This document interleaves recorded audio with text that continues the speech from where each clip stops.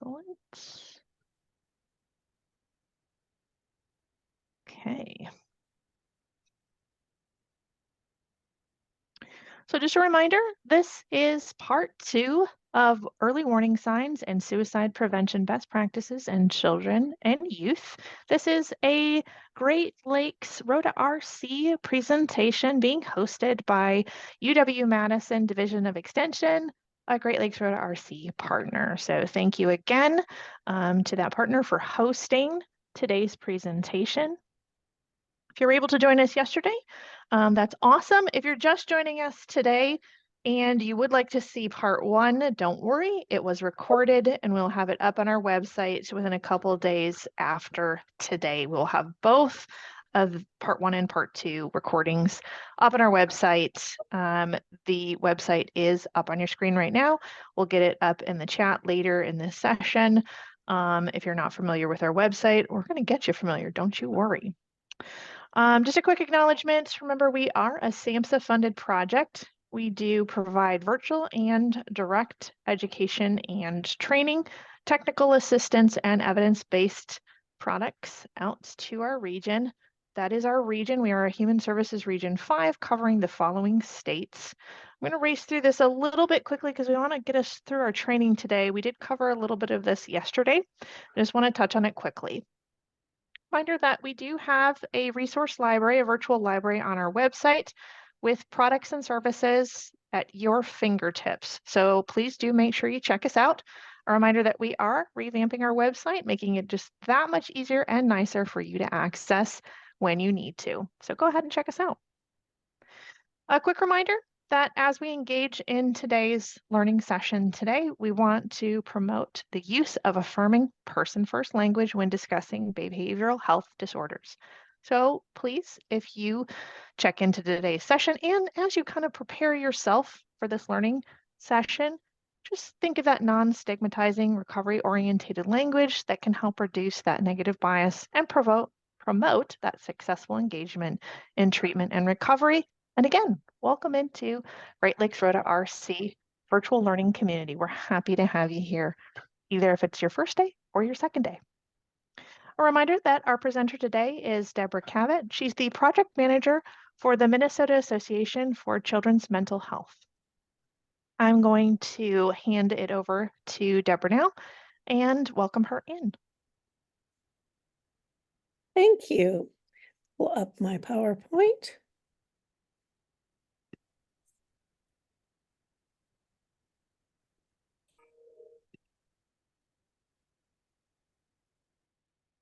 All right. If you missed yesterday's session, it was recorded, so you'll be able to watch that. In yesterday's session, we talked more about different types of disorders that even young children will have, and developmental differences in some of the causes in younger children as well. Today, we'll focus more on severe and persistent mental illness and the illnesses where there's more risk of suicide. We'll also talk a bit more about youth that are older because it's related to the suicide topic. Although young people can still take their own lives when they're in middle school and even younger they have. In Minnesota, I'm from Minnesota, so some of my stats will talk about Minnesota, but I also have a comparison slide that I'll show you for each of the 6 states as far as the numbers per 1,000 for suicide. Suicide is the second leading cause of death for 10 to 14-year-olds in Minnesota. It's the first leading cause of death for 15 to 19-year-olds in Minnesota. I think this is a really important and profound statement because if something else was taking the lives of people of this age, the CDC would be in our state and it would be doing a cluster study to see what's going on. And yet so often suicide, the stigma causes people to kind of brush it under the rug or be afraid to talk about it. So it's just important that we know that there is a huge risk and that we be aware of it, that we be aware of warning signs and be aware of the appropriate way to talk about it so that we don't cause clusters or contagion to occur either. All right. So this one is from our Minnesota Department of Health. You'll notice the statistics when I get to the page that talks about all 6 states or that are in the ROTA-RC, that the suicide rate is very similar in this Midwest region. So on the left, I have actually the stats for per 100,000, and that's for the year 2021. In Indiana, the stats were a little higher with 16.4 per 100,000. Ohio was second there, 15.3. Wisconsin, 15.1. Michigan, 14.3. Minnesota, 13.9. And Illinois, 11.1. So these states have high risk. There are states that have higher numbers. Wyoming has the highest number of deaths by suicide, and Montana is also very high. So just something to keep in mind. Because these rates are so similar, I think that in this whole area, you'd see a similar graph to Minnesota's.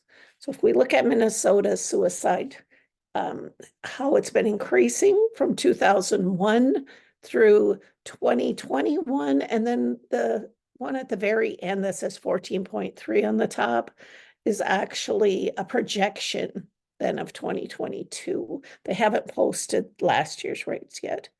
You can see there's been a steady climb, and there were certain years where the numbers were higher. We'll talk more about that as we go. But you can see that teens are struggling, or this is actually suicide in all groups. I'll talk more about teens in particular in a moment. All right, here is a really profound slide I found in the CDC. So this is about teens throughout the United States, and it's a fact from the CDC website. Emergency department visits for suspected suicide attempts among U.S. girls ages 12 to 17 increased 51% from the start of before the millennium till March of 2021. So that is a tremendous, it doubled the number of young people, the girls that were seeking help for that depression and suicidal ideation. So it's something that we need to be aware of and be on the lookout and alert for, so we can prevent suicide and so that we can help kids to thrive. It can be prevented by helping. First of all, we need to recognize the signs ourselves so that we can respond appropriately, to teach youth coping skills. A big one they talk about in Minnesota is reducing access to lethal means. When you talk about reducing access, it's something that you can educate parents and other people about, because the rates can be very high in adults as well, especially older adults, is that we want, if we know that somebody has suicidal ideation or struggling with major depressive episodes, to try to make sure that anything that they could use to take their own life is not available to them. In Minnesota, and I'm sure in some of the other states like Wisconsin, we have a lot of hunters. It's just a natural part of the culture of our rural areas in our state and in some of your states as well. So guns are something that are around.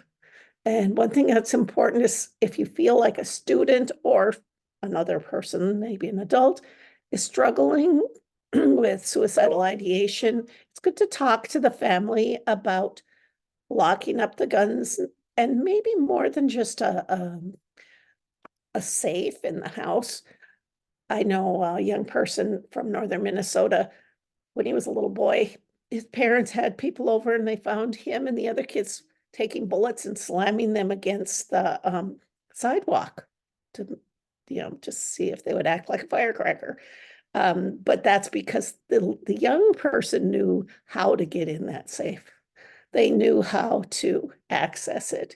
And that's the whole key, is we don't want people to access those things. either for risk of accidental death, like those boys who were actually goofing off, or for someone who is really seriously contemplating taking their own life. One thing that could be real risk prevention would be to rent a storage locker and put the guns in the storage locker when it's not hunting season. That way, the young people wouldn't have access. And with school shootings now, another risk of that type of violence, it would also be a good idea, because with all of those young people, they had access to guns. So just important. And I'm not one to say we should totally outlaw guns, because I have relatives that are hunters and that's part of their meat for winter. But we do need to be aware of the risk and help prevent suicide by getting that access. Another example would be knives.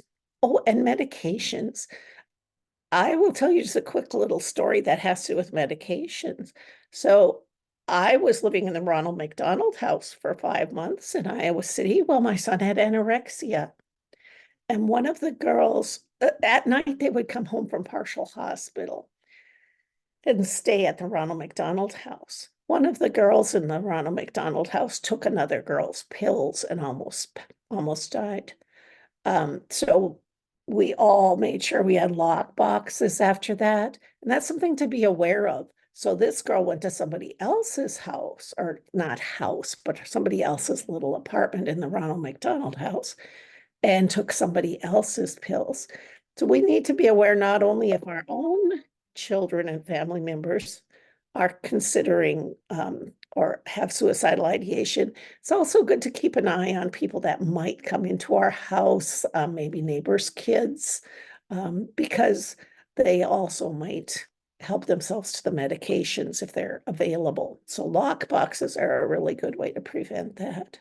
But that's a huge statistical jump. And I've seen it. I've seen it in colleagues whose children struggled during the pandemic. People who one didn't, maybe previous to the pandemic, wasn't aware that they were starting to struggle, or it became a crisis during the pandemic and they ended up needing to go to a therapist or even be an inpatient psychiatric for youth.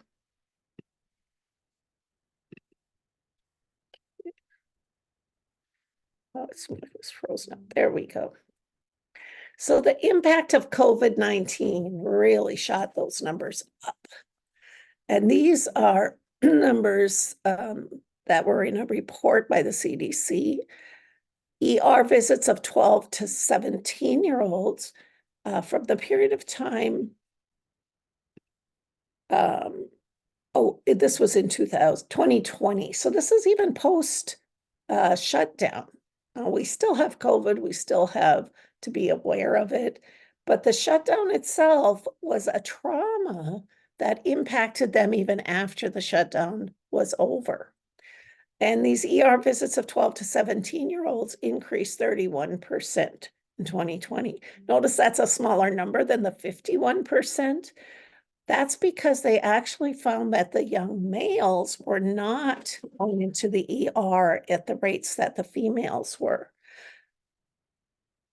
If you look at suicidal completion, young males have higher numbers.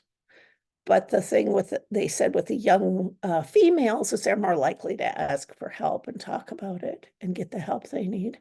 So, know also that the young men are definitely can be at risk. In 2020, a survey showed 25% of young adults ages 18 to 24 experienced suicidal ideation. I think it really rattled all of us when suddenly there was a pandemic and everything changed so drastically. Another thing that happened with these young people, they were social distancing for that period of time.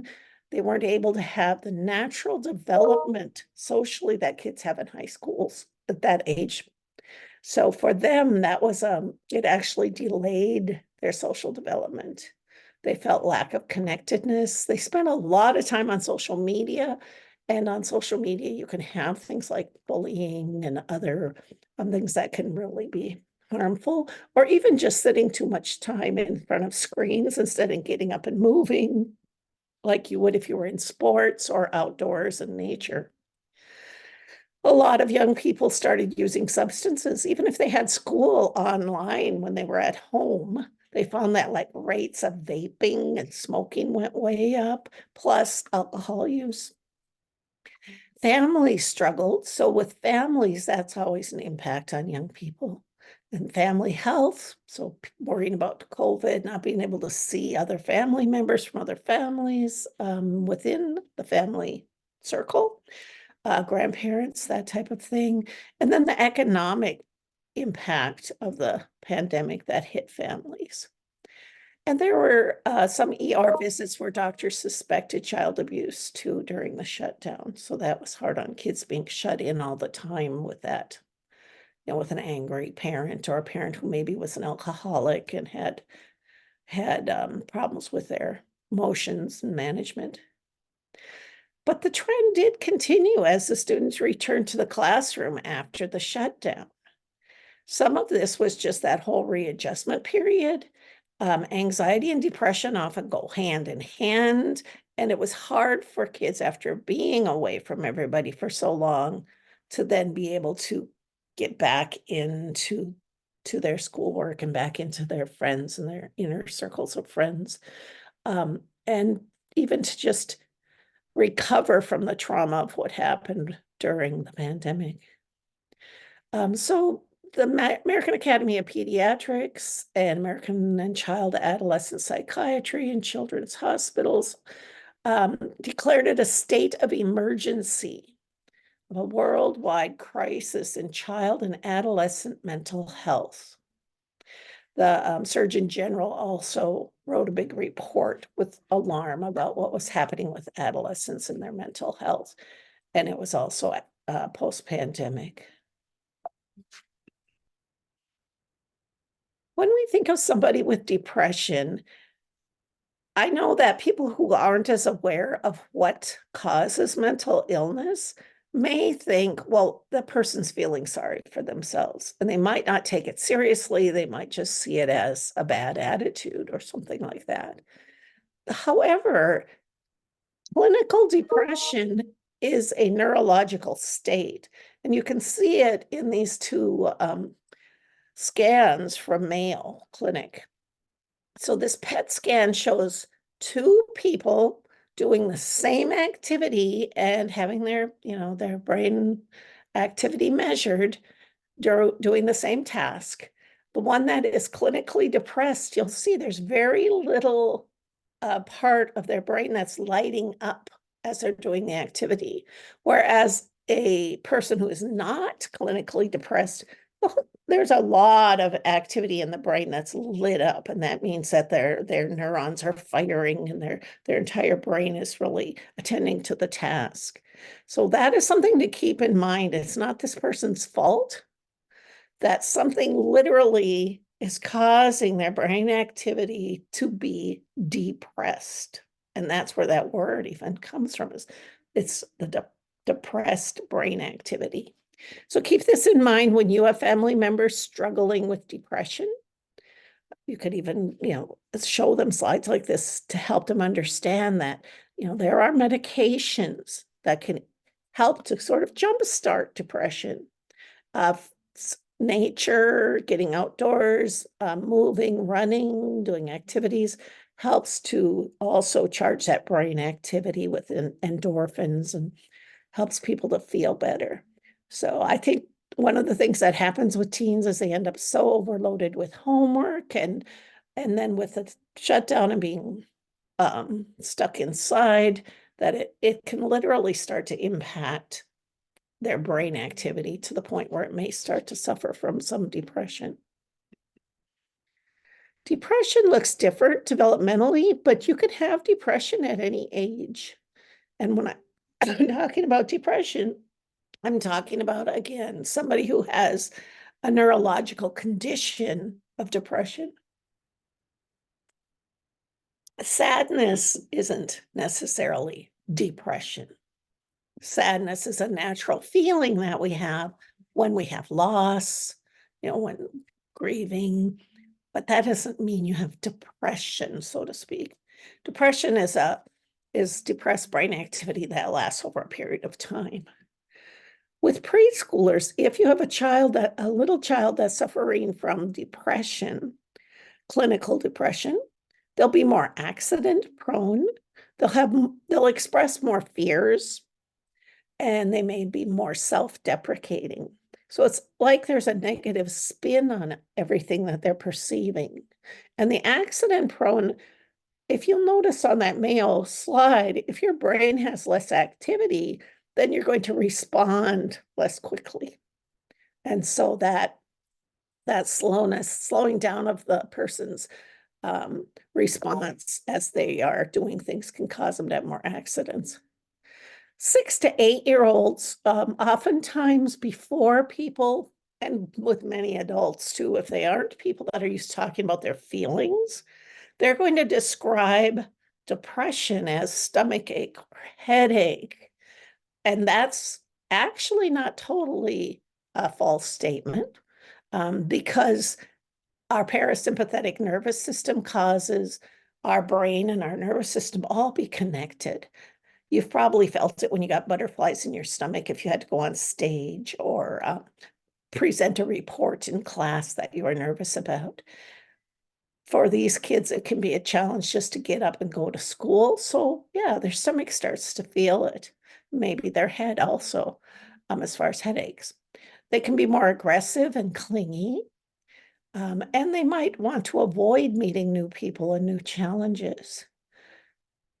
Another thing that a lot of times young people are real excited about doing new things. And if you notice that their behavior is different than their peers' behaviors, then it's probably not just a developmental phase. It could be something else like depression that may be a problem. 9 to 12-year-olds start to understand the permanency and the reality of death.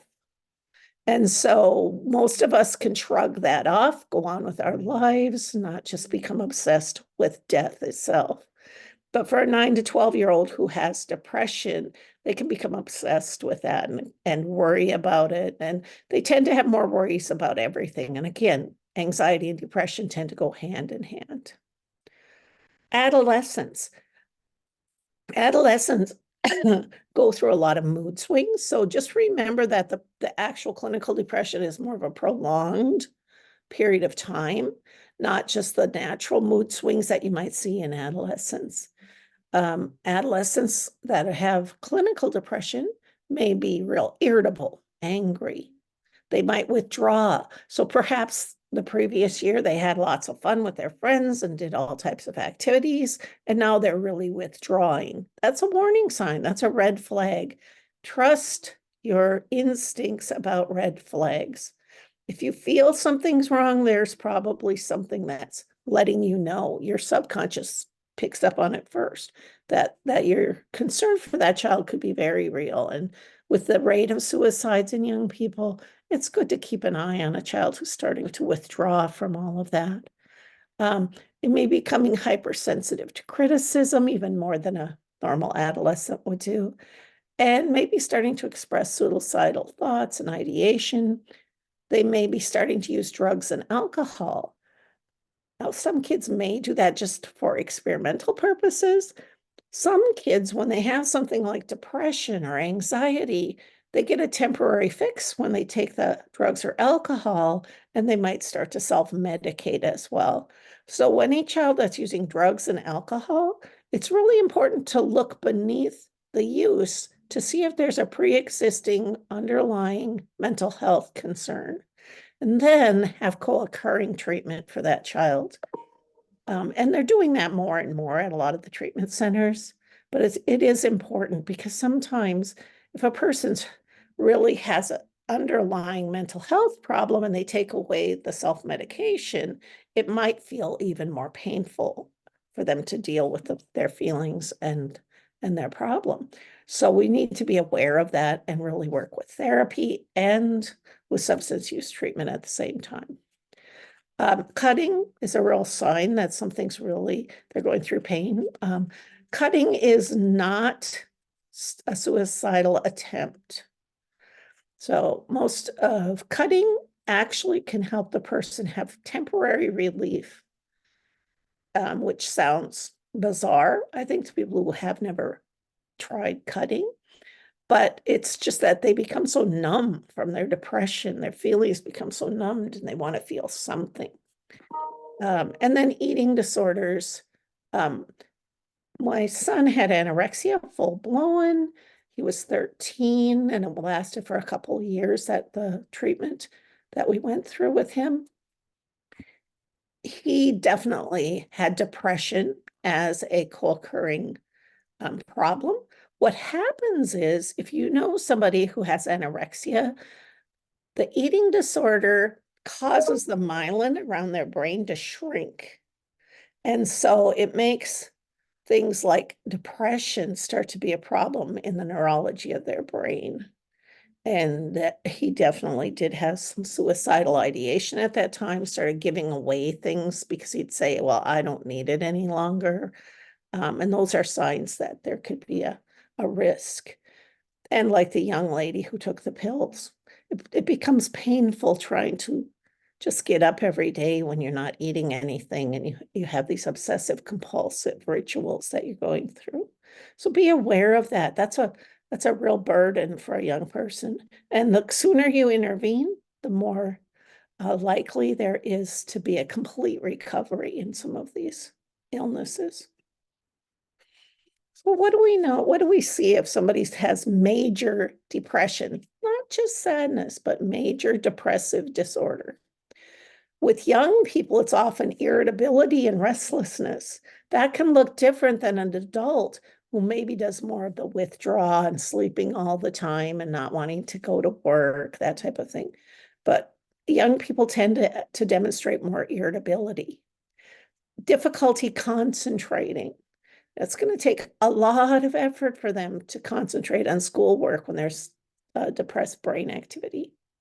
School avoidance, school tardiness, they'll start to get behind in class. And when they get behind in class, it reinforces that feeling that they have of never being able to catch up. Refusing to do schoolwork. I remember as a teacher, I was teacher for 20 years, and a student where they just would stare at their schoolwork and not even want to get started.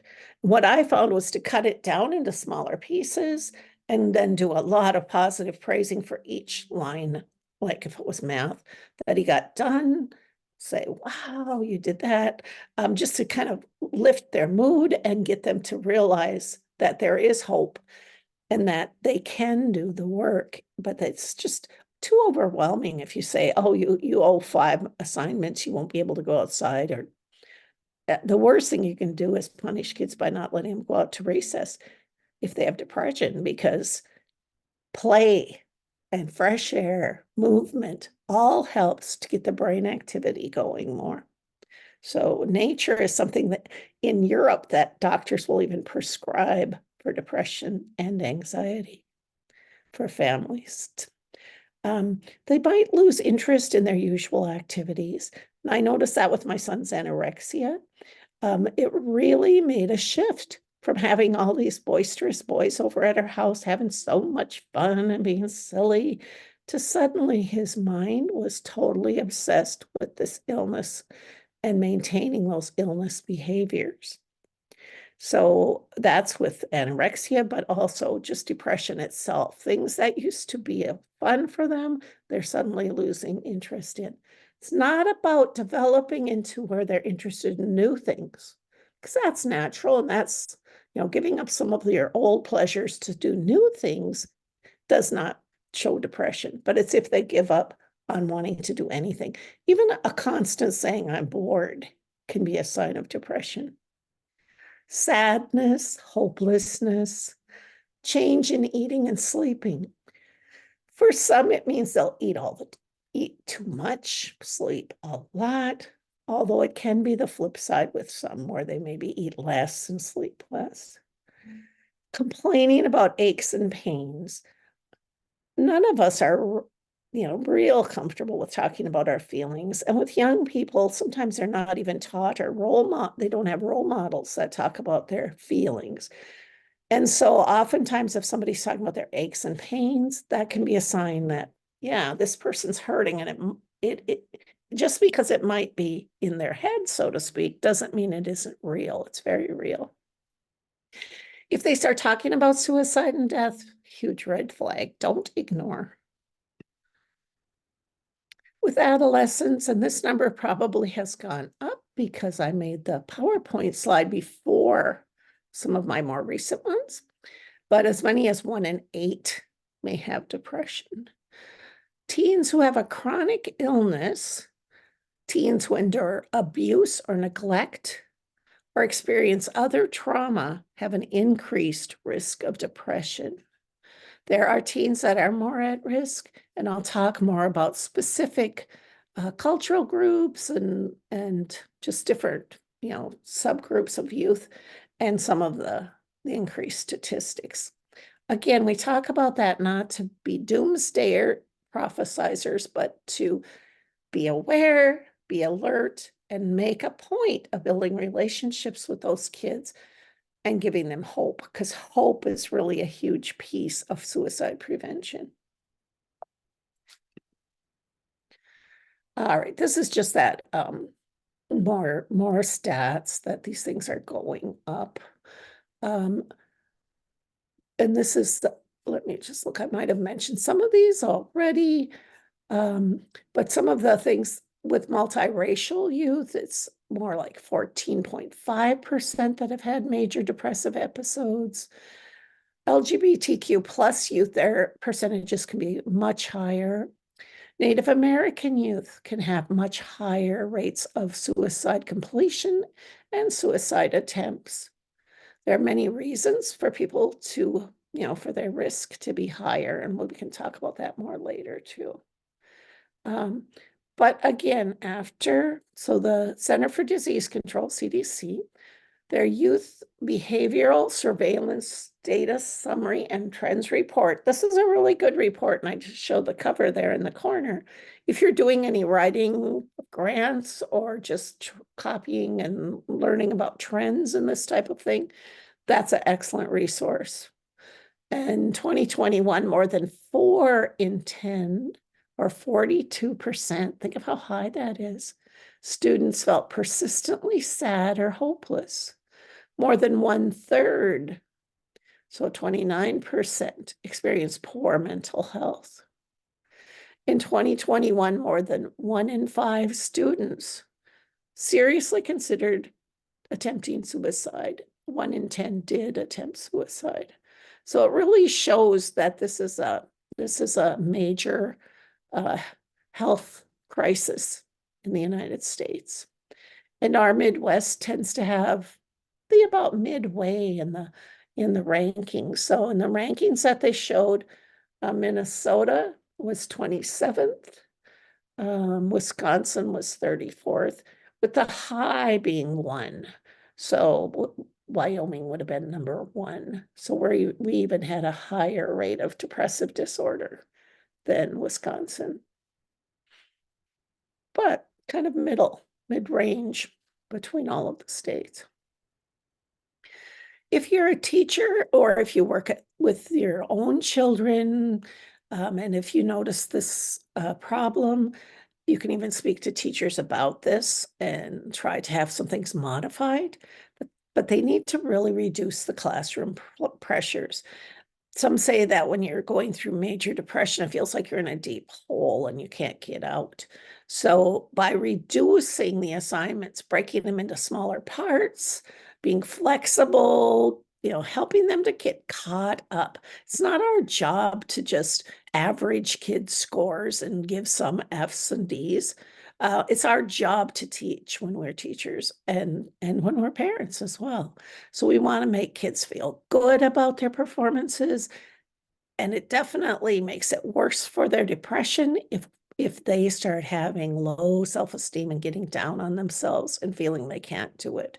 So we want to build kids so that they can have more positive feelings about their own performance.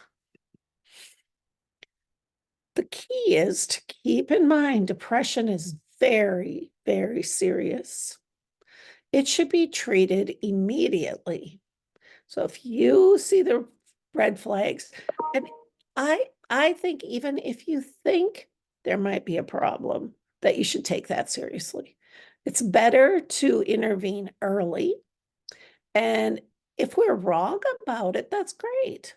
But if we have that feeling and we ignore it and then they harm themselves or take their own life, that is a horrible thing for your families and for that child. So just take it seriously. They can go through the assessment process and then interventions so that they can start to have treatment and recover.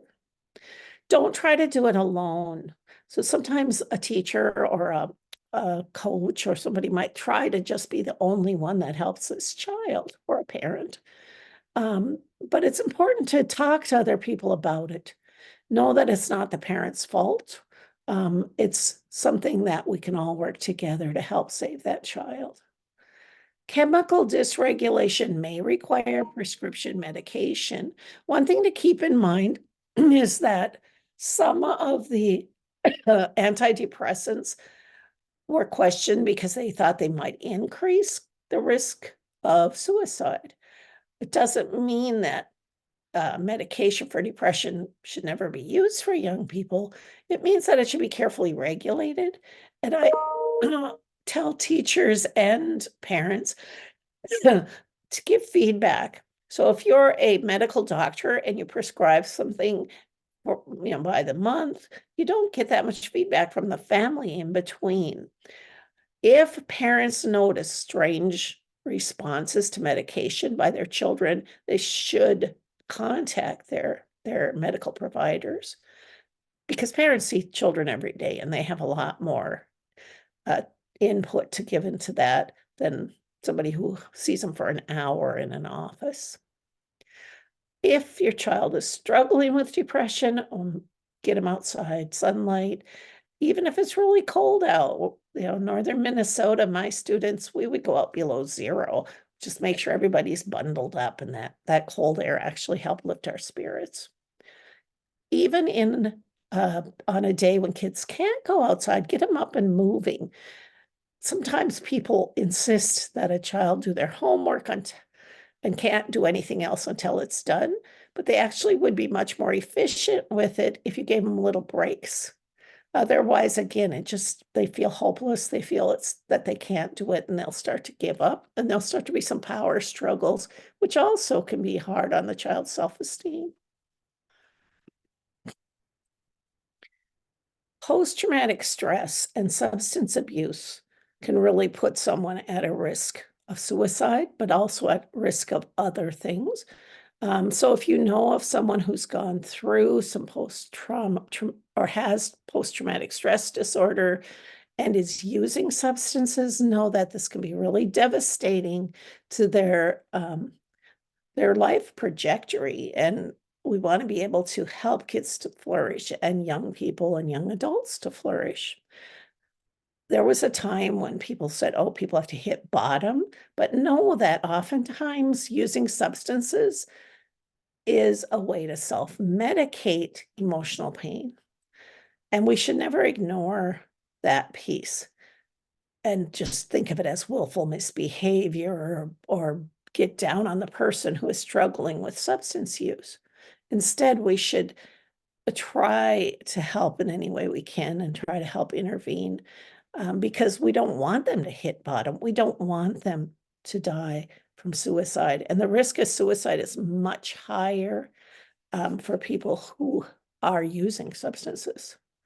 So dual diagnosis of mental illness, post-traumatic stress is the big one, places the individual at much more risk of living a marginalized existence, including homelessness, prostitution, crime, being further victimized, and increasing the risk of suicide. And as we know from the fentanyl crisis, overdose too, death by overdose. No one wants to lose a family member, and it is so devastating. So we have many more resources than we did in the past. And in the 90s and the old AA model, they talked about people hitting bottom and that you were being codependent if you were trying to help them get the help they needed. But we realize now that early intervention in this regard also can save lives and help a person's life be much improved. So please, please don't just give up. I've heard parents that say, oh, we just kicked him out. But really, it's a time when they maybe need your support more than ever. But get outside help for it. Don't just try to handle it by yourself. If a person has a pre-existing mental illness, and these are the ones I was talking about that are severe and persistent mental illnesses. These are mental illnesses that tend to be much higher risk for suicide. So schizophrenia, of all the people that have been diagnosed with schizophrenia, between 20 to 40% attempt suicide. Between 5 and 15% complete suicide. So if you have a family member who's struggling with schizophrenia, know that it is a persistent mental illness. It requires ongoing care. But even if you have a persistent mental illness, you can flourish if you get the care you need. And when there are episodes, if you get that help. So please, pay attention to your friend or family member that's going through something like that, because it puts them at great risk. Bipolar, very high risk. You'll notice comparing bipolar to schizophrenia, bipolar is even higher risk of suicide. So if you know someone who has extreme manic and depressive swings, what they say too is that we'll start to think they're feeling better, but sometimes it's when they go up towards the manic phase that they follow through with the suicidal ideation and they actually take their own life. So sometimes people can be tricked by that. But just keep that in mind. If you're noticing those behaviors that might indicate bipolar, try to help that person to get assessed for it. There are medications like lithium and other even more modern medications that can really help to minimize symptoms and help that person to survive. Schizoaffective disorders, bipolar with psychosis, and that too can be very risk of suicide. Anorexia, this is a big one. People with anorexia are 2 to 9 times more likely than the general population to attempt and 18 times more likely to die by suicide. So know that if you see a child that's deliberately not eating, they're starting to lose weight rapidly, that this is a very dangerous mental illness. At first, people might think, oh, they're really getting in great shape. They're exercising all the time. They're really watching their weight. But the thing is, with anorexia, it doesn't stop at that. It continues until, with my son, when he was 13, he went from being 5'11" and he shrunk 2 inches to 5'9". He went from 129, which he thought was fat, down to about 80 pounds. And this was all within about 6 months. So it's a very dangerous, dangerous illness. And just keep that in mind, that they're much more likely to die by suicide or their heart can give out, because the heart's a muscle. And when you have no more fat to go on, the body starts to eat the muscle. Bulimia. So again, there's very high suicidal ideation with bulimia. So if you know someone who throws up after they eat, get them the help they need. Up to 23% suicidal ideation and 7 times more likely than the general population to die by suicide. So these two illnesses are very, very difficult for the person that's going through them, and they really need all the support they can get. Obsessive compulsive disorder. The ideation is really high, and that kind of fits in with those obsessive thoughts. It's like it loops. They keep thinking about it. 11% attempt, 10 times more likely to die by suicide than the general population. So all of those are high risk. Keep it in mind. And if you have feelings that your person that is struggling with this is at high risk, get extra help. Excuse me. One thing that all the states or all the counties in Minnesota have are crisis teams, and they'll come out to adults or children. And they'll also send a police ambulance, and if needed, we'll take them to an ER and then have them put on a 72-hour hold if there's a danger of this. Excuse me.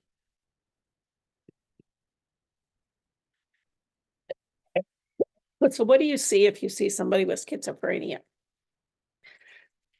I apologize. Let's take a drink of water.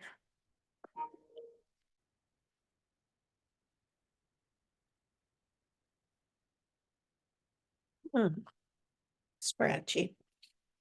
A person who is struggling with schizophrenia, some of the symptoms you'll see is that they may seem more withdrawn. They may seem like they lack motivation.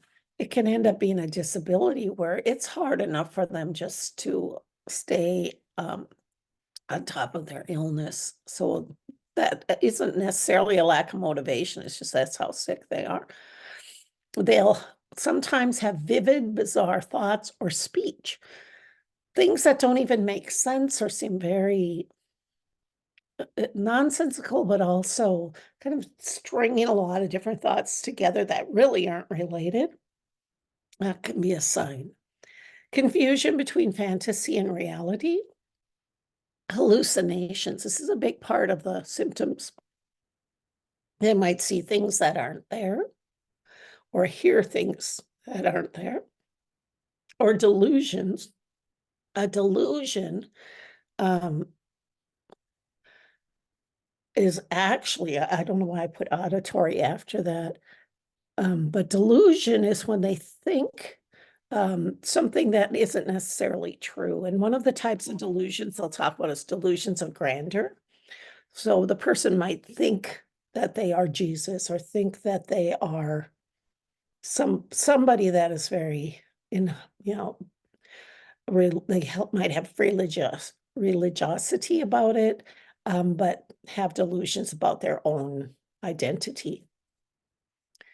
Becoming very fearful and paranoid, the odd regressive behaviors that they might have, and disorganized speech. The thing with schizophrenia, there is childhood schizophrenia, and if somebody has schizophrenia, they're far more at risk for suicide. Often, though, it will appear in young adults or later age teens. And there is sometimes a correlation between young people that have substance use and drugs. There are some drugs like methamphetamines that can really trigger this as well. There's also been some studies at the University of Minnesota where the heavy marijuana use over a period of time can start to trigger schizophrenia, especially if people are in a family where there's more of a genetic tendency towards it. With schizophrenia, at the University of Minnesota, there's a first episode psychosis program. What they do is they try to get ahead of it even before there's a diagnosis of schizophrenia. So early treatment's imperative as far as helping that person to have a healthier life. And 50% may attempt suicide. It's a very painful condition for them. So just know that there's help. People can flourish with severe and persistent mental illness if they have the right treatment, right care, and family and friends in the community that help support them and work with them at getting crisis if they need it, crisis teams. Bipolar and schizoaffective is different than schizophrenia because With schizophrenia, the person has flat affect. So flat affect means they have kind of a dull mood. Bipolar is just the opposite. They'll have severe depression for a period of time, and then it'll rise up and oftentimes get into the manic phase. The manic phase at first can look very creative, very self-confident, but it can end up causing a lot of risky behaviors. Some people have shopping addiction when they're at in a manic phase, spend lots of money or gambling, that type of thing, or just become so intensely focused on something. And then, then after a while, we'll start to go down into that depression again. With schizoaffective disorder, that is bipolar with psychosis. So you can have mood swings and psychosis and that's not schizophrenia. The thing to remember with psychosis is it's a symptom that can be present in schizophrenia, it can be present in bipolar, it can be present in very severe depression. So psychosis is not synonymous with schizophrenia. There can be other illnesses. And one thing that's good about knowing that is the right kinds of meds. So a person that I know that has bipolar, when in a depressive state, went into a hospital and was given antidepressants, but it triggered mania. So there's subtle differences in what types of meds doctors will prescribe depending upon the symptoms. Again, the risk factors with bipolar are like with schizophrenia: homelessness, social isolation, damaged relationships, substance abuse. Some people will try to medicate. Even some say that certain substances will stop the voices. They may have difficulty keeping a job, and sometimes people end up incarcerated or taking their own life. So just know that person's at risk and help people around them. Be an advocate for people so that you can let people know this is not a willful misbehavior that's going on. This is an illness, and then get the help they need. In Minnesota, our Regents Hospital is a wonderful inpatient psychiatric, but I'm sure that each of your states have some very top-notch places that you can take people when they're having these severe illnesses. Higher risk populations. People of all backgrounds have taken their own lives. The rich, the poor, the people in cities, people in rural areas. But there are some populations that are at higher risk. And one of those is LGBTQ youth.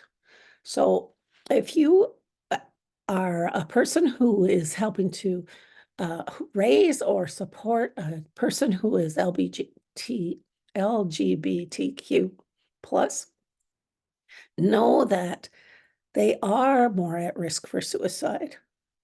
One of the things that can happen is that puts them at the highest risk is parental rejection.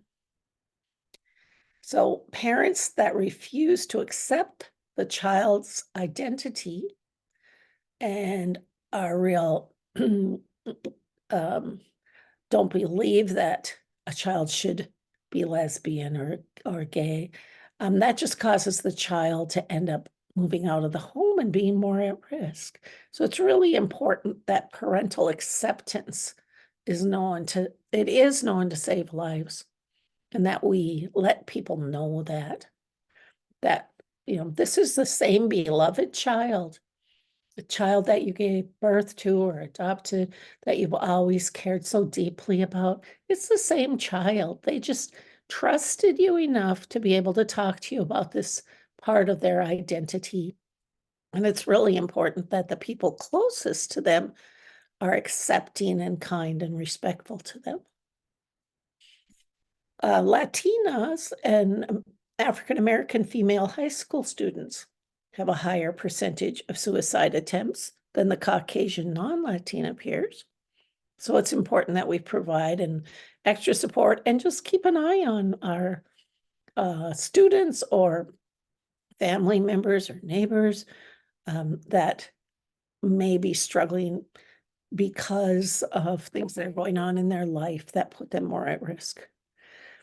American Indian and Native American people, actually, I saw one that said youth are 40 in 100,000 in Minnesota, which is very high when you think our average of suicide is 13.1.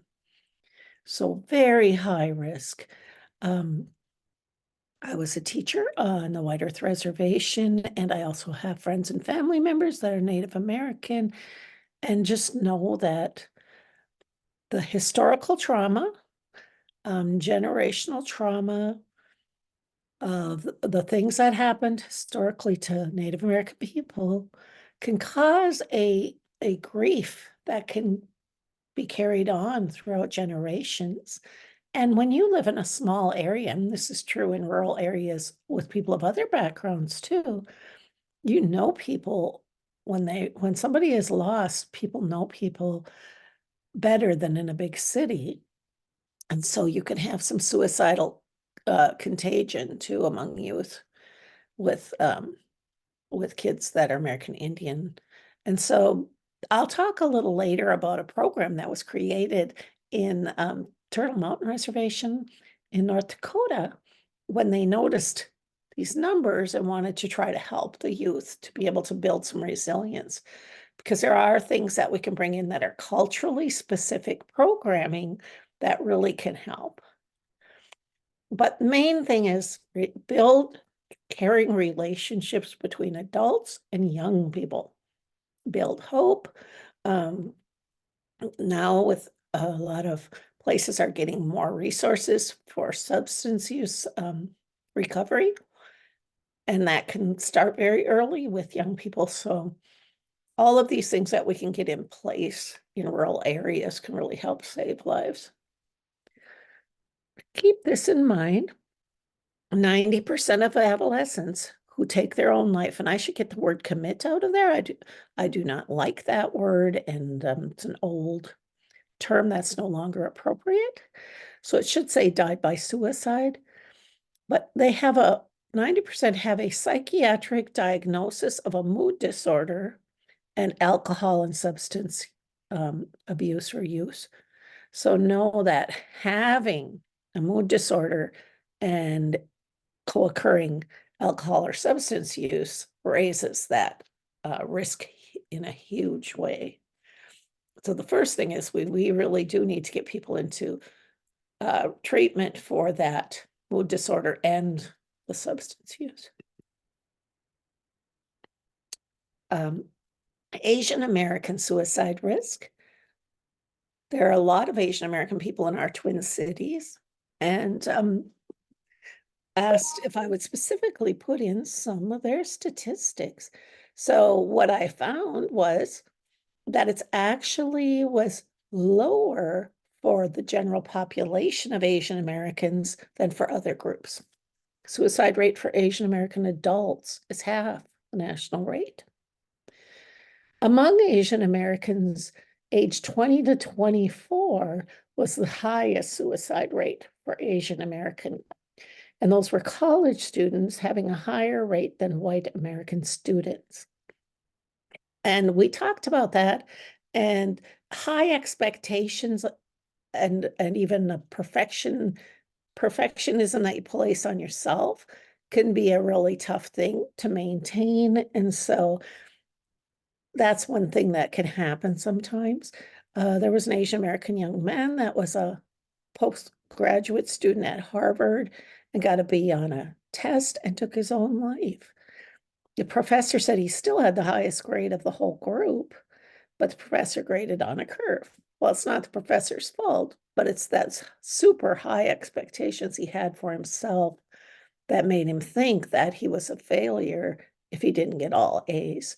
So that's another thing with all groups, is that we want to be careful with our kids, that we don't teach them that, we don't teach them that they have to be perfect. because that's another thing that can really push people over the edge. The positive things that causes the lower rate as a group is ethnic group identification, family cohesion, and parental support. And those are good things in any group, but this group tended to have higher levels of those supports, those strengths. Other risk factors. If you know someone has previously attempted to take their own life, then they're more at risk, more likely to follow through. So that's something, one of the things that some teachers have said is we don't know what's going on with youth.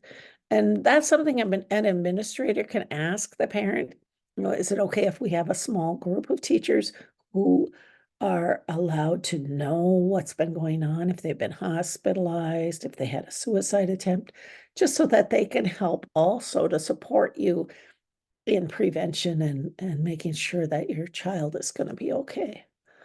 If they have mental illness, we talked about that. Access to lethal means is huge. So suicidal ideation comes and goes. It doesn't always stay at the same level. We want to make sure that when they have those intense feelings, that those means are not there.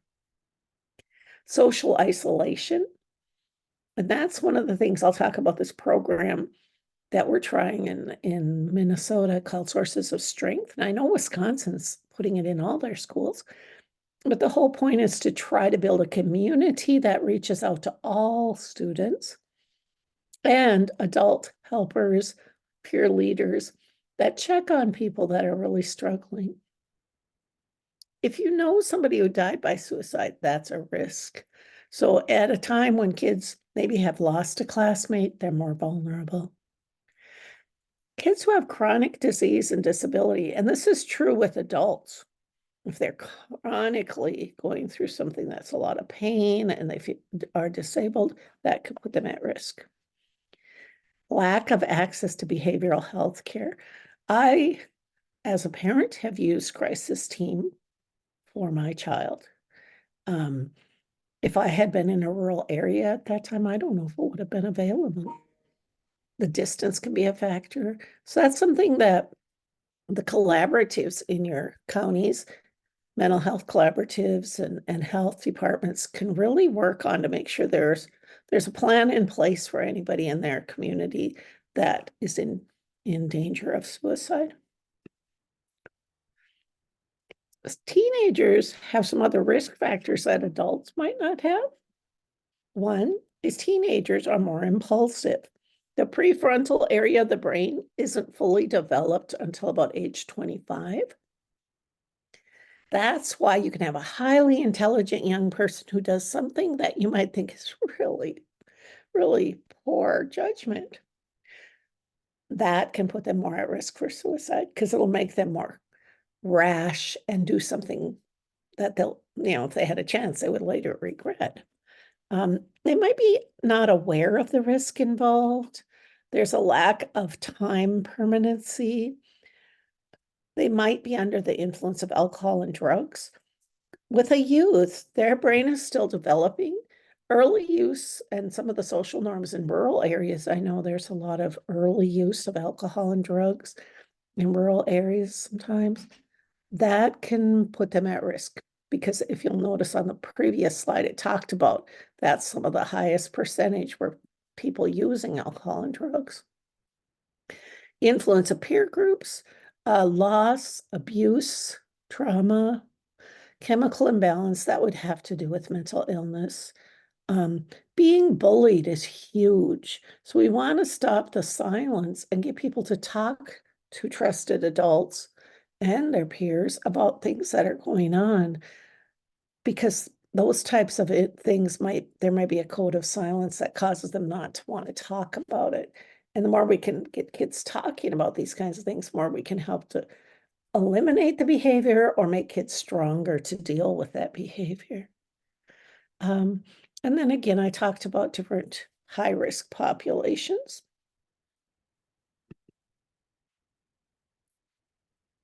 Some of the things that can happen with youth that can actually end up leading to more risk of suicide is, of course, the alcohol and drugs.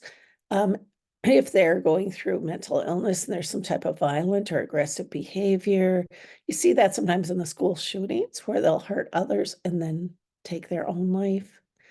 Risky sexual behavior, which sometimes can come with bipolar disorder too. It can cause a lot more emotional distress. But access and use of guns is huge. And then if a child becomes involved in the justice system, it's really important that parents support them through this process, because that too could make them feel, really devastated and maybe be at risk for taking their own life. I've gone through a lot of these, but these are some of the signs that they'll express. Hopelessness, low self-esteem, loneliness, poor problem solving and coping skills. People who think they're body dysmorphic, so they think they're too underweight or too overweight, or if other kids give them a hard time about their appearance. So we really have to work on social emotional learning in schools too, so people treat each other with more respect. If they're self-injuring, again, isolation, lack of feeling of belonging. And one of the things you'll hear some kids who are have suicidal ideation, they'll say, "You'd be better off without me." So they're literally expressing that they think they're a burden. And a lot of this is just that lens of depression talking. So we really need to get them screened for depression, but also help to build up that self-esteem. Sometimes a young person will take their own life after breakup. So if you're a young person and it's the first time you've had a serious relationship, it's different than an adult who has some experience and knows this is hard, but I can get through it. And that's when sometimes you'll lose someone. I had a cousin who took his own life after his girlfriend broke up with him. So just know that if this child's going through this is a time of risk. Keep an eye on them, talk to them so they can get some of those feelings out. Get a therapist if necessary. Going through legal problems, bullying, either a victim or perpetrator is at higher risk. Problems in school, feeling like you're not living up to your parents' expectations, and then abuse. That's a painful thing for young people to go through, and that can cause suicidal ideation. Always hurting or having a physical disability, it puts you at more risk. And again, exposure to a suicide of a peer. Things can happen in families too that can put kids at more risk. And I think it's really important for families. You've seen that silhouette. The parents are yelling and the child's in the middle. The whole idea of keep the child out of this. And if the parents need to get help for it, great. But don't get the kids involved in it, because it can really, they'll blame themselves, and it just can cause a lot of depression and suicidal ideation. If there's a family history, there are genetic links where family history makes people much higher risk for persistent mental illness like depression, bipolar, schizophrenia, and suicides. So be aware of family risk factors and keep an eye on that. If the parent has a mental illness, that could be hard on kids. If parents are going through a divorce, parents might feel better about it afterwards, but the kids, it can be devastating. So we need to get kids the help they need to be able to process that. A death in the family, sometimes when adults are going through the loss of their parents, they're forgetting the child was very close to that grandparent. So we want to attend to the child's grief as well. Interpersonal family conflict. So just having to hear this fighting night after night can be so hard on kids. Families worrying about jobs and finances. Also, if the parents start self-medicating with lots of alcohol. Family violence. One of the things that can really push kids over the edge is if the father is abusing the mother. And And then real critical or detached parenting style can also make kids feel like they're not good enough.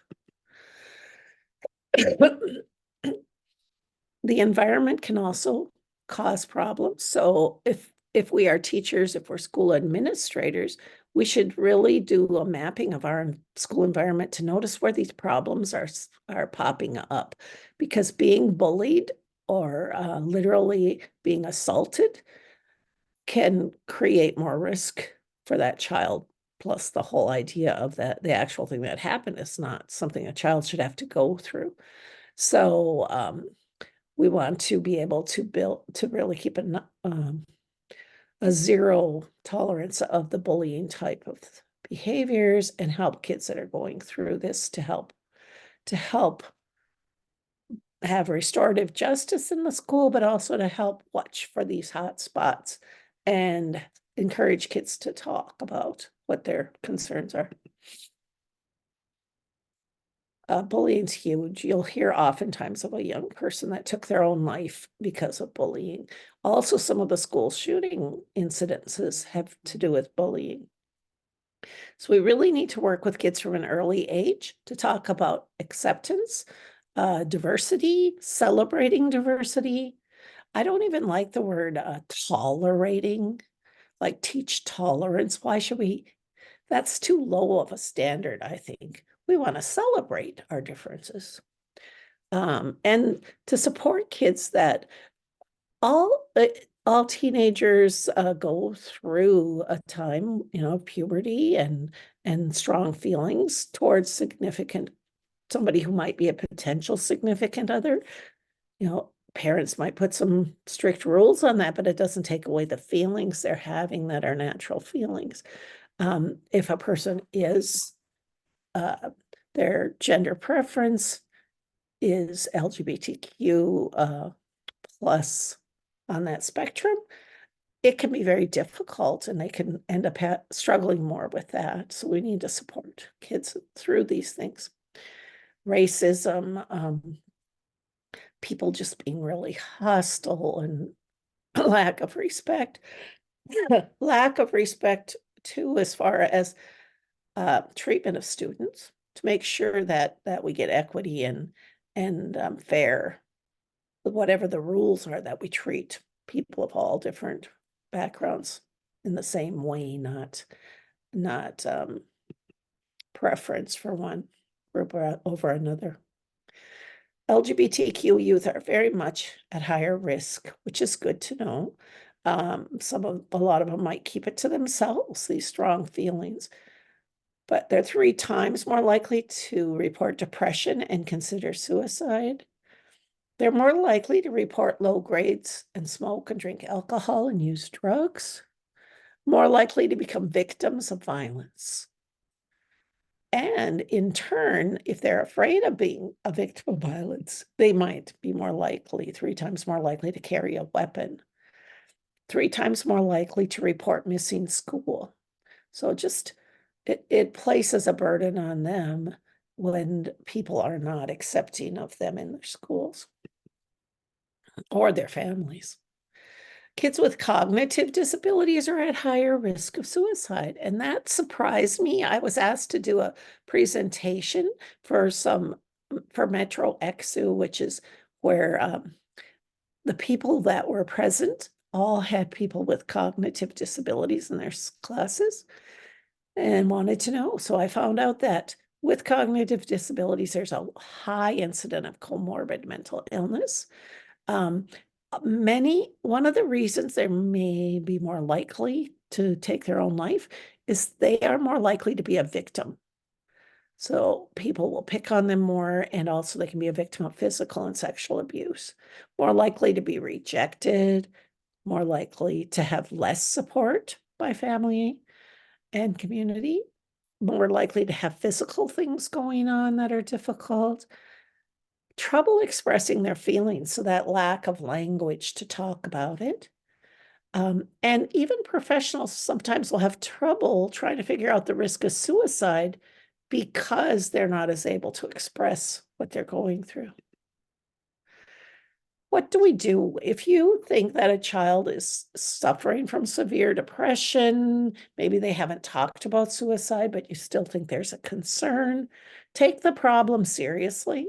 Trust your instincts, whether it's isolation or just a general sadness and lack of participation. Take it seriously. Talk to the child and listen non-judgmentally. We don't want to preach to kids. Don't put them down. Encourage them to connect with a counselor. Offer to join them in some activity they normally would enjoy. And just build that relationship, letting them know you care, checking in with them daily if you think they're at risk. If it's an immediate risk, don't leave them alone. Don't think, oh, well, they'll probably be okay. Make sure, trust your instincts. Stay calm. Even if that person is having emotion dysregulation, yelling, swearing, recognize that it's not personal and try to be a model of calm. Because if you're a model of calm, their mirror neurons will perceive no threat and start to calm down. Speak slowly, speak in a caring voice. Use positive words. Don't restrict their movement. So if a young person is really anxious, agitated, manic, possibly, give them room to pace. That can help to relieve some of their stress. And if you try to restrict or restrain, it can push them over the edge with the fight or flight response. Make sure if you think they're in immediate danger or even at risk, make sure that you don't leave them alone and that you have a safety contact for them before you move on to do something else. The new number 988 is the best number to call for suicidal ideation and other mental health crisis. You can also still call 911 and county crisis, which you can look up in your county health. I'm not sure with 6 states if they're all the same as Fuller's and county crisis, but you can do a little research on your own for your state. So if you think somebody's at risk, assess the risk. Is the risk look immediate? Are they going to do something right now? Do I need to call somebody right now? And you can even ask the person that question. Again, listen non-judgmentally. If it's not immediate, you can give them reassurance and information. One of the reassurances that you can give someone is to say to them that many people consider taking their own life, and most do not take their own life. And that these feelings are temporary and will pass. And I am here to be beside you until we get you the help you need. And I will help you through this strong emotional feeling and urge of suicide, and help you to get professional help so that you can get through this and things will get better. And many people don't have these urges all their life. So it's really important that we stick together on this and keep you safe. And make sure you don't promise them that you won't tell anybody, because that can be something that's a promise you can't keep. So, just tell them, yes, I will seek help for you because I'm really concerned. And then if the crisis is ending, you can still encourage them to get self-help and other support within the school or even community. This is from Extension at the University of Minnesota. They use the acronym CLUES. So make sure we do this all the time to young people. Make contact, reach out to them, talk to them. If you think there's pain, talk about it. Notice their pain means, I see that you seem to be feeling really sad today. Talk about it. Don't just think that it's too personal. Take the time to listen. Put away your cell phone. Stop texting. And don't assume you have all the answers. Just listen and let them get those raw feelings out. Don't judge their raw feelings. Nod, pay attention, just like a counselor is taught to do. Eye contact, or if they're nervous about eye contact, you can sit slightly to an angle, but to lean in so that you give them the full attention that they need. Tell them your care. Tell them you are worried and care about them, and that you want to help them. Tell them that you will go talk to a third person and take them with to talk to a third person. And don't agree to be a secretive. And that's one of the things we're teaching kids too with our Sources of Strength program, is to break the code of silence. Oftentimes, kids will talk to other kids about it before they'll talk to adults. So that's why we want to teach other kids too, that you could save your friend's life by telling a trusted adult. This is one of the things that people find hard, but it's part of any suicidal crisis intervention. When they teach you like youth mental health first aid, teen mental health first aid, QPR, this is what they tell people they should be asking. And when I've taught youth mental health first aid, I've had counselors in the room where I say to them, do you ask these questions? They said, always. So, but it can seem hard to people like parents, but it's important we do. So you ask, are you thinking about killing yourself? The thing is, you don't say, are you thinking about hurting yourself?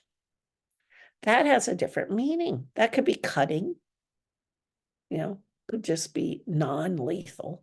So ask the big question. If they say yes, the higher level of planning means it's more high risk or immediate risk. So you might say to them, do you have a plan of how you were going to do that? And they might say, well, I'm going to take such and such and do this. That puts them at higher risk. They've already been thinking about how. And talk to them about that. Have you decided how? Have you decided when? And then a big one, have you secured the means? So if they say they're going to shoot themselves, do you have a gun? If they're going to hang themselves, have you got what you're going to use? All of that puts them at higher risk, more immediate risk. But keep in mind, even if they haven't done those steps in their mind yet, they're still very much at high risk. So it's very important we don't ignore it so we can help save lives. Suicide intervention, take their threats seriously. Even if it's not the first time they've said this.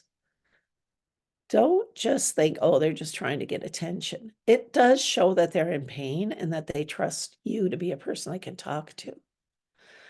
Make sure you remove firearms, alcohol, drugs, and sharp objects that they might use.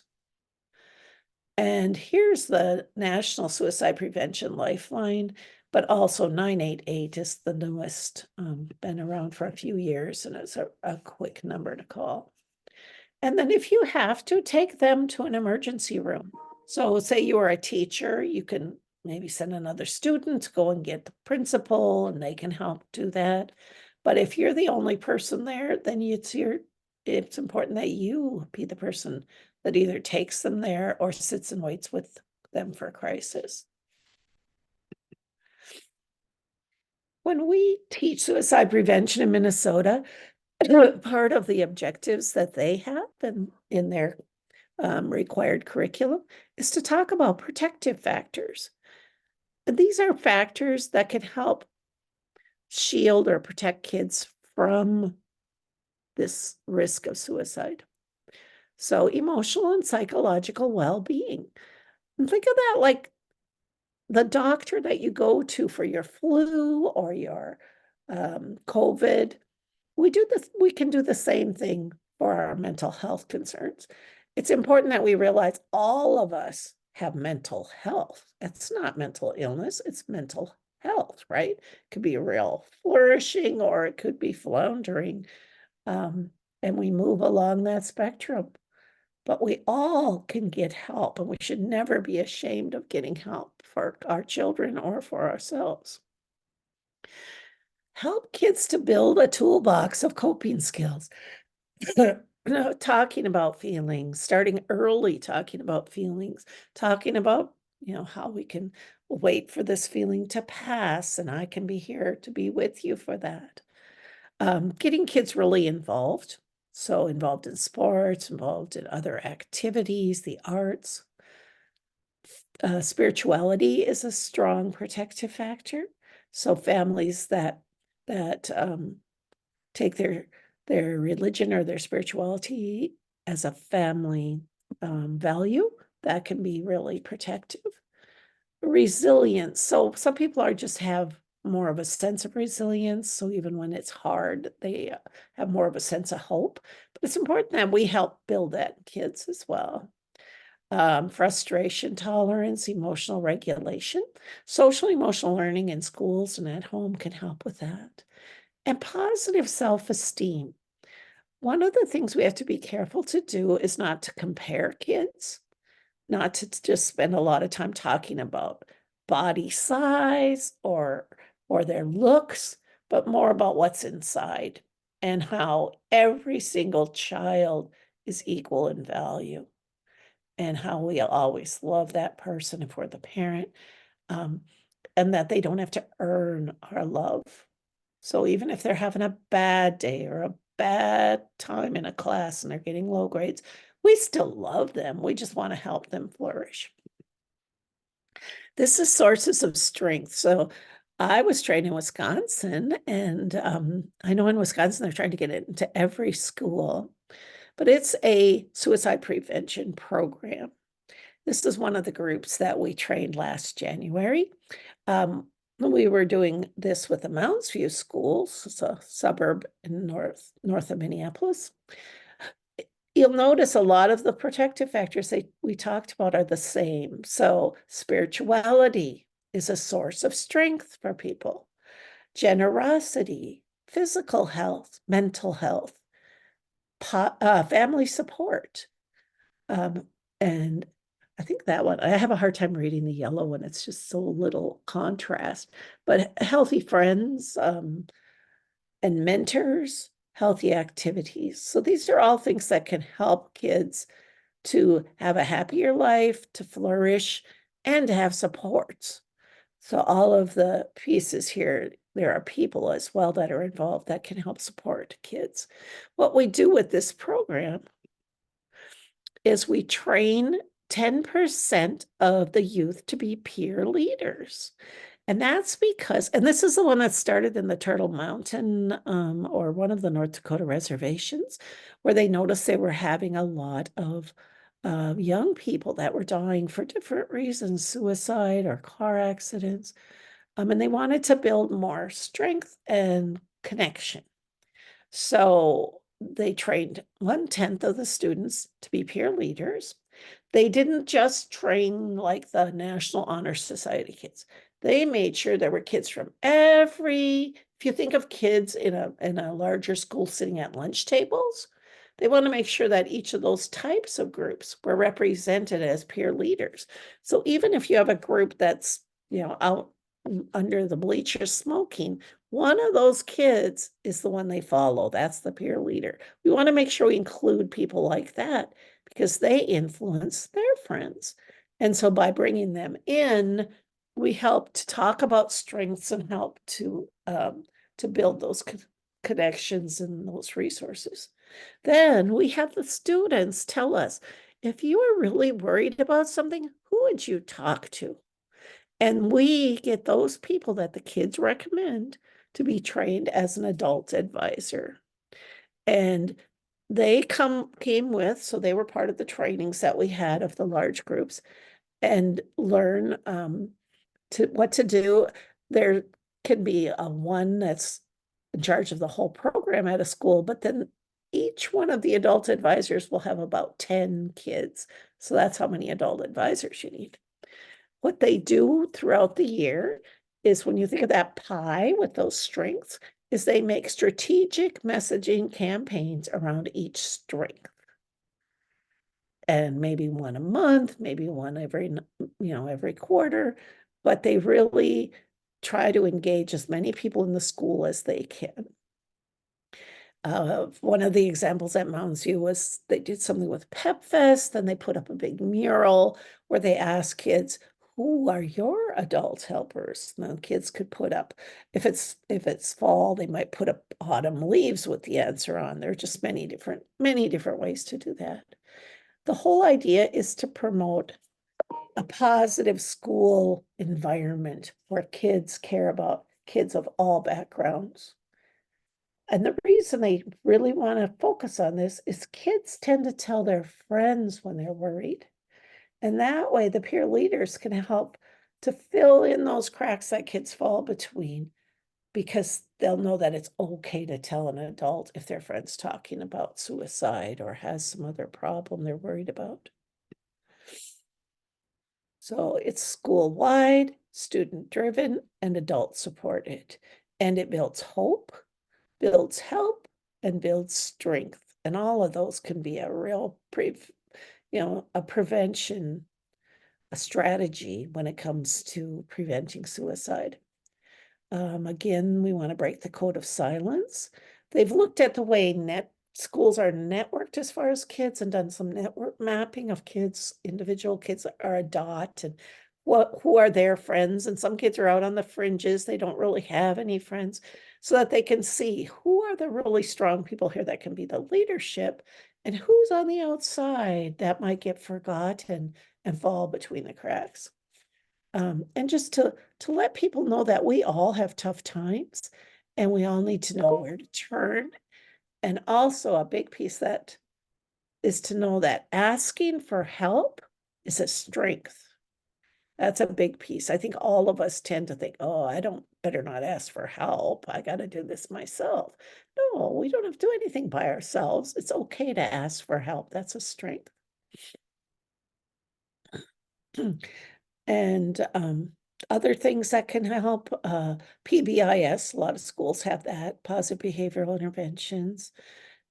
Teaching direct social emotional learning is really important. It doesn't have to be apart from their classes. It could be a big part of literature, writing, and you can weave it in other areas, art. Violence and bullying prevention. There should be school-wide bullying prevention policies in place. Making sure we identify kids who are using, but also celebrate the kids that are not. Oftentimes people think more kids are using than are not, but as we found in drug-free communities programs, the numbers can be quite high of the kids that are not using. And that helps other kids know it's okay not to go to these parties where they use things. Have a school-wide prevention plan in place and pull people in from the different schools and different departments. Always notify kids if a student appears to be suicidal. If you need to, if there is some reason that the parent is a harm to that child, then do what people would normally do is, get people involved with child protection.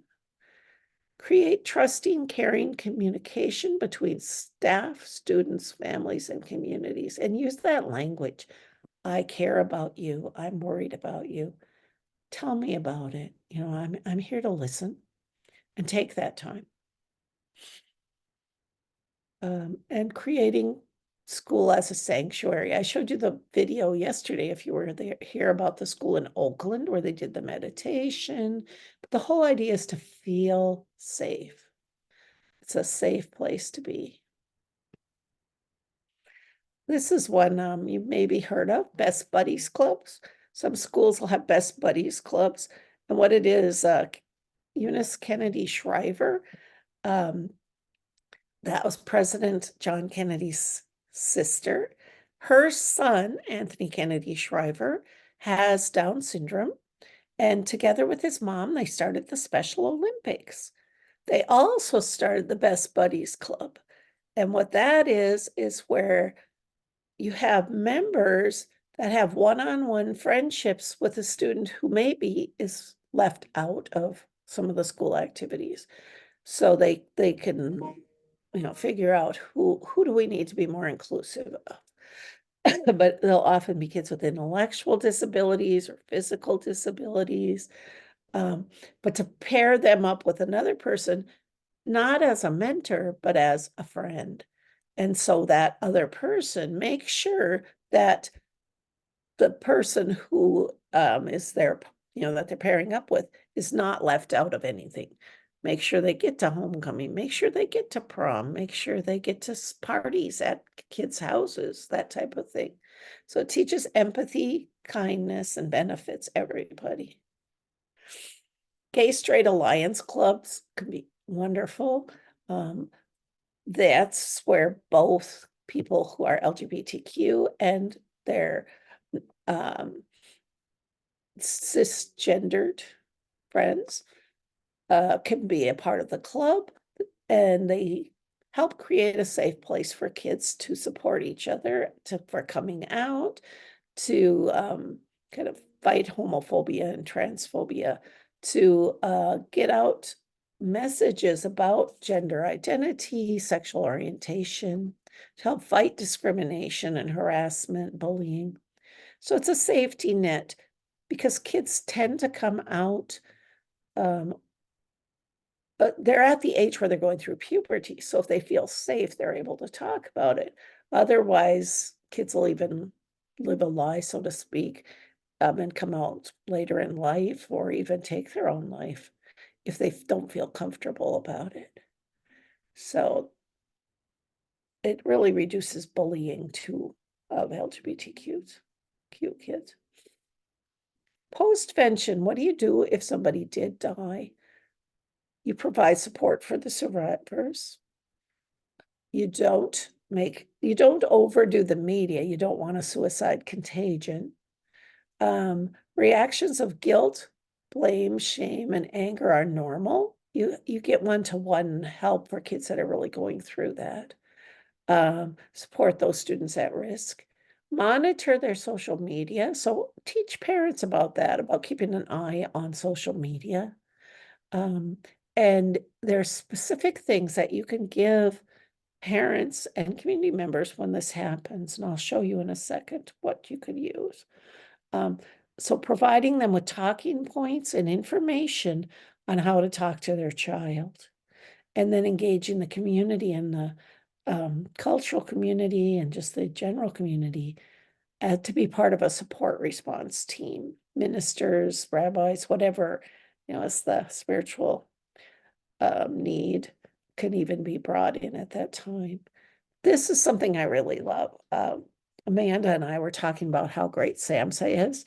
And for those of you that aren't as familiar with SAMHSA, it is bringing you the Amanda's program, but also a lot of other programs, but they have so many resources.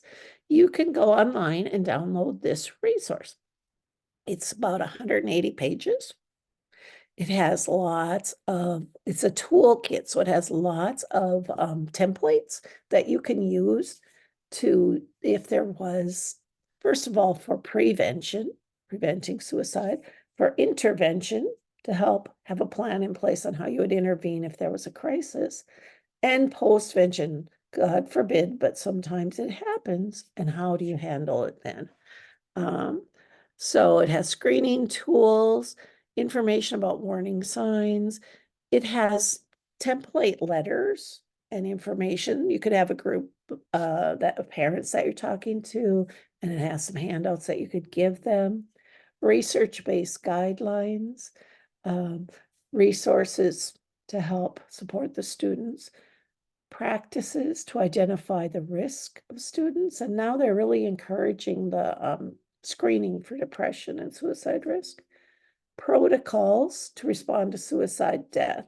So it's a very delicate time, and we don't want to blow up the emotions around it to the point where people think, that person that died is getting so much attention, maybe they should take their own life.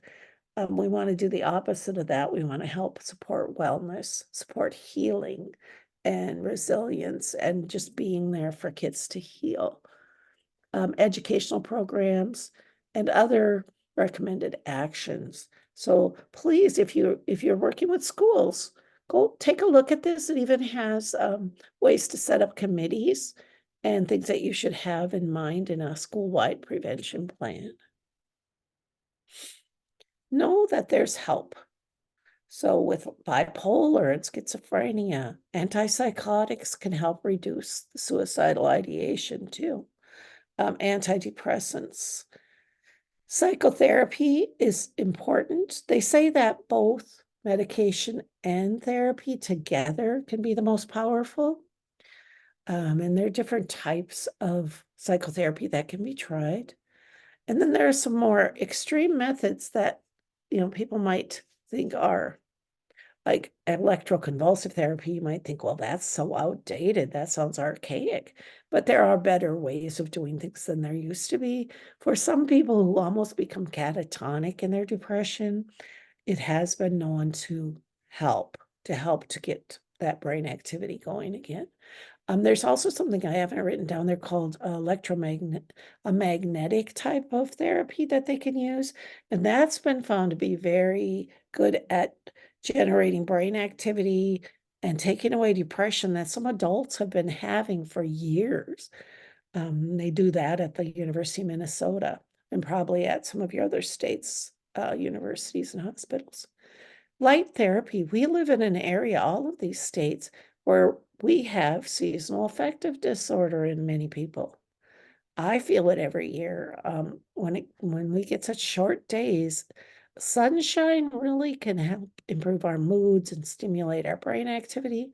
So there are lights that doctors can prescribe with a specific type of ultraviolet rays, and it can really lift depression for some people. So lots of things you can try. Again,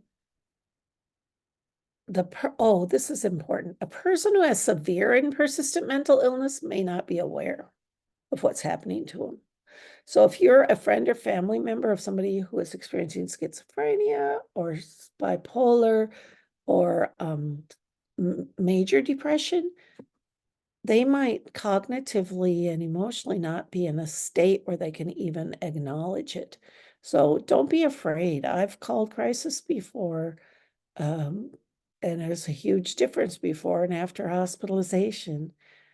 A whole different person almost came out of the hospital feeling much, much better. So don't be afraid if you need to do the 72-hour hold and to even seek a judge to say, okay, we want to keep them in there longer because this is working, but we don't think they're ready yet to be able to do all the self-care that is needed. And when they're in psychosis, they're at higher risk. So a psychotic episode is when those symptoms are really prevalent. Call 988 if you need to call 911. Crisis teams are great. When I called crisis, the policeman even sat down very quietly and kindly and talked with respect to the person that I was, calling crisis about, and really helped to relieve some of that. Families are so close that might cause a person to lash out at the family member. So keep yourself safe as well. Inpatient psychiatric treatment really works. My son who had anorexia was in the hospital, University of Iowa Hospital, inpatient for months. And it turned it around. Because some of those diseases like anorexia, it takes more time so that they won't just automatically try to go back to the illness. So just know that you can save lives. Every one of us can save lives, but we don't have to do it alone. There are lots of resources. I can help you with resources. So if you go to macma.org, that's our website. And also call 988. They'll help connect you with your local resources. So it's a national number anywhere in the US, but they'll automatically help you with whatever your zip code is, help you get the resources. But the Biden Family Foundation, before he was ever president, started the As You Are campaign. And that was about families accepting their child's gender identity, their child's when they come out, if they are LGBTQ plus. And the whole point is that the most common reason for taking their own life was rejection by family. Most common reason for LGBTQ to become homeless is rejection, being kicked out of the family. And it's devastating. So just remember that, and also keep in mind that statement of, this is the same child that you've always loved. They didn't change. They just found the courage to tell you something very important and personal. So it's important that you listen and that you don't reject this child that you've always loved. And then those are some other resources. And if you get a copy of this, or if it's posted online, you can look and find some of those resources. This is a resource for Asian American and Pacific Islanders. But again, it's that same thing that the Biden Family Foundation talks about. Family is still family. So acceptance, lesbian, gay, bisexual, transgender children, and families. This is information you can take down. If you want to get a hold of me, you can just write me an email. I can share resources with you. If you have a family member that you're looking for resources, I can help you find resources. Sometimes, like with my son, I lived in northern Minnesota up on the White Earth Reservation. When my son got anorexia in 2000, I had to find help. There was nothing available back then for my son to go in the hospital in Minnesota. That's how, how little we had at that time.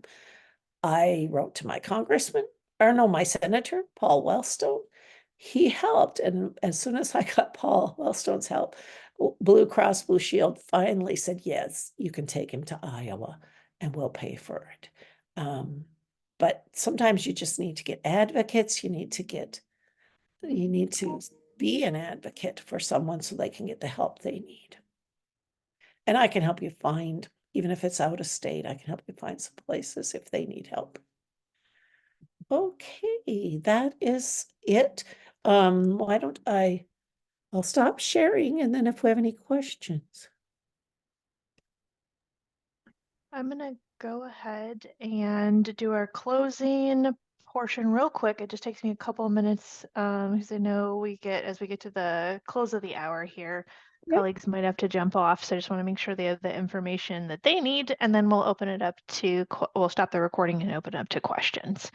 So give me 2 shakes here. And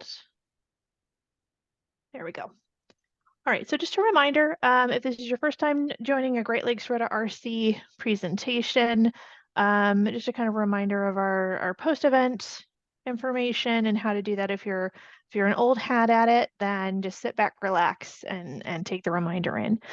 So if you joined us outside of the registration, if someone shared the link to you, that's excellent. We're happy that you did that, but we just want to make sure that you get all the information after the event. So if you got the event information through another means, make sure that you email great.lakes.rota@extension.wis.edu. It's a mouthful. Send us your full name and your address. That helps make sure that we get you added onto our mailing list, and make sure that you get a certificate of attendance.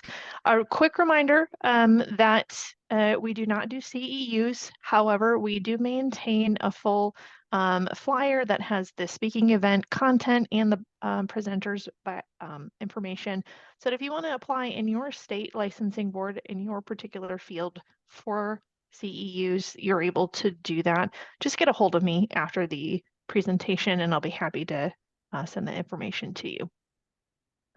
Lastly, as far as information that we need, if you could go ahead and please complete the presentation survey, post-event survey. If you could at least get through the first 5 questions, we're ever so grateful.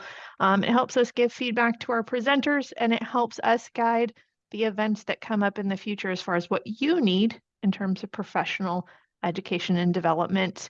If you can get through all of it, even better, but we know sometimes those demographic questions get a little tedious.